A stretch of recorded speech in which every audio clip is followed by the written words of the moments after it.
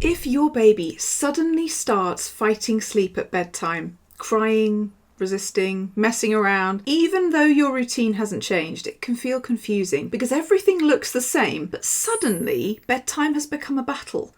In most cases, this isn't about behaviour, it's communication.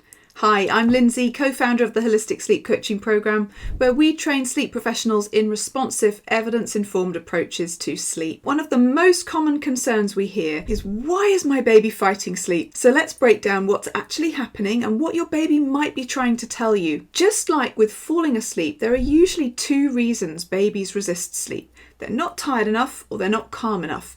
And bedtime resistance often sits more in that second category. When babies resist sleep, it can look like crying, protesting, getting a second wind, messing around, or suddenly becoming very alert. But this isn't misbehaviour, it's communication. They're telling you something about what they need before they can fall asleep. Let's take an example. Fiona has just gone back to work. Her baby, Oscar, has started nursery.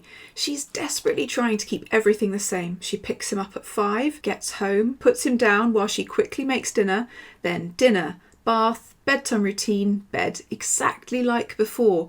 But suddenly, bedtime is falling apart. Oscar's crying more, taking longer to settle, resisting sleep, and it doesn't make sense because nothing has changed. But actually, everything has. Oscar has had a full day at nursery. It might have been fun, stimulating, engaging, but it's also been a lot. New environments, more noise, more interaction, time away from his primary caregiver.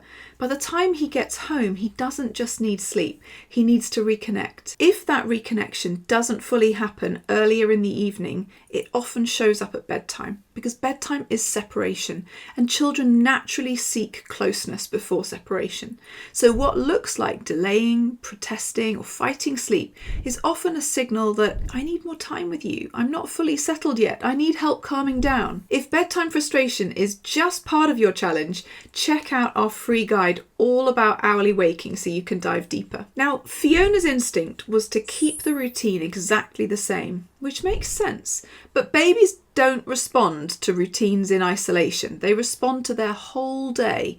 And when the day changes, like starting nursery, their needs before sleep change too. Instead of focusing only on keeping the structure the same, it can help to shift the focus to connection before bedtime.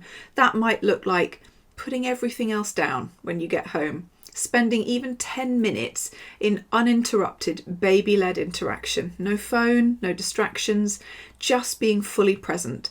For some children, that small shift can significantly reduce bedtime resistance. Another important piece is emotional release. Children don't always process their day as it happens. Often it comes out later. So if there hasn't been space earlier to connect, be heard, or release frustration, bedtime becomes the moment it shows up. And that can look like resistance. We also see this with toddlers who get labelled as naughty at bedtime. They mess around, delay, negotiate, keep getting out of bed.